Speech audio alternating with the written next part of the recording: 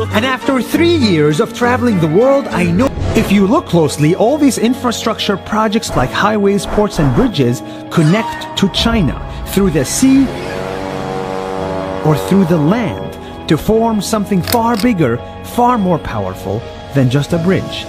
A new Silk Road. The world is already made by China, and I think slowly it will be owned by China. Don't get me wrong, building bridges, ports, highways, and airports is a great thing for the people and the country, but they come at a very high cost. And when these countries can't pay back the loans, these countries will lose their homes. One thing my parents had taught me is that there's no such thing as a free lunch or a free ride. So if we're not careful with our money or other people's money, then we better start learning Chinese. 下周见。